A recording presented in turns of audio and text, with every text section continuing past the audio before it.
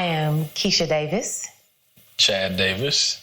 We've been married for 3 years. 3 years. It was a very private ceremony, and... Can you even call it that? It was not supposed to be a wedding, which, and we're grateful when I say that. We're so grateful at how it turned out. It was supposed to be our parents, our children, and us. One person heard, and my aunt called me and was like, what am I supposed to wear? I was like, to what? She was like, I'm coming to the wedding. Well, I already know if you tell one of my aunties, the other auntie is gonna come. I get a call from my cousin. If she comes, I know that my other cousin has come. So that's already about 6 people right there, extra. Then I think he got more excited about it because he was calling and was like, babe, so-and-so is gonna cater it. And I was like, babe, we don't have no walls. Like, it was beams in here. So I'm like, what are you talking about? We don't have no tables. Next thing I know, I get another call. Him and his mom, they had rented tables and stuff. Like, it turned into, then as I'm on the phone talking about it, one of my friends that worked in the salon, she was like, I'm a decorator. I said, Sean, we don't have walls. There's nothing for you to decorate. I can decorate anything. So when she came out, she was like, literally, I didn't know you really meant you didn't have no walls. So it turned into much bigger than what we thought. Then my sisters heard about it. So both of them came from Houston and Chicago. Then Callie and Tim came. It turned into a whole thing. It really did. And then, so the caterer, she wound up, something happened with one of her vehicles. So afterwards, she opened up the restaurant to us. So we all went to the restaurant. We had a full restaurant. So I'm telling you, God did that. We had nothing to do with that. No.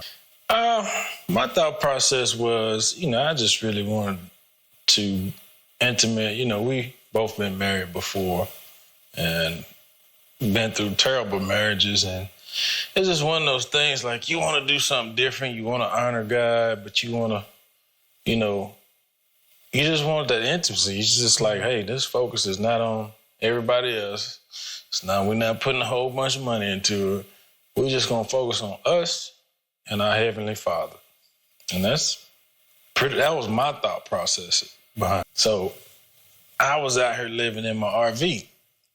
I moved out here before I started building, but shortly after I moved out here, I was building it. He did. He put me flat on my face. I was in my RV just bawling, crying. And he did. He told me that's the one.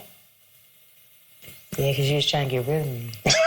You didn't want to tell that part, did you? Yeah, she made me mad.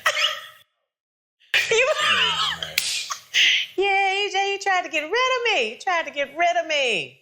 She made me mad. But I needed that time because,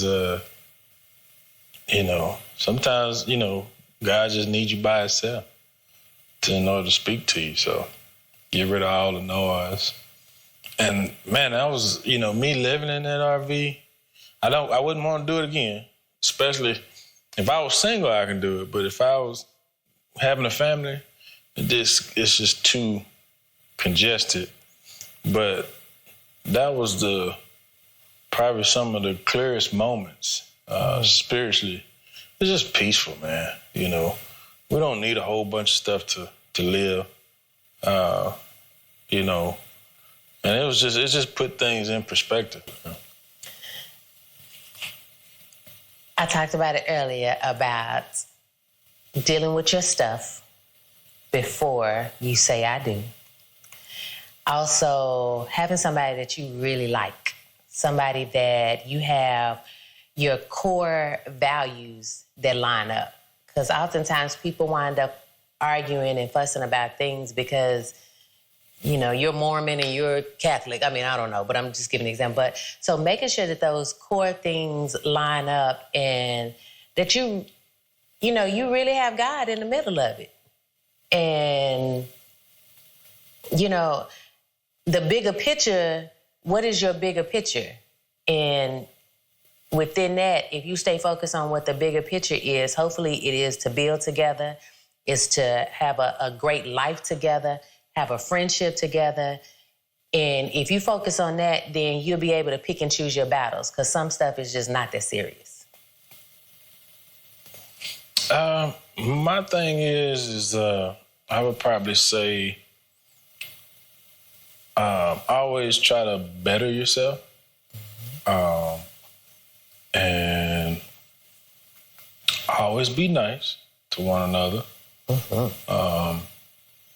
If it's something that that you or the other person is doing that the other person don't agree with, whether it's right or wrong, just stop. Pretty much just stop. And then lastly, I would say, don't try to be your spouse's everything. That's too much pressure. That's good. That's too much weight. Because if you're trying to be your spouse's everything, then you can't be you. We're just not designed that way. God has to be your everything. That's the main thing. Yeah. And keep you some friends. Keep you some. As my client would say, you need some partners.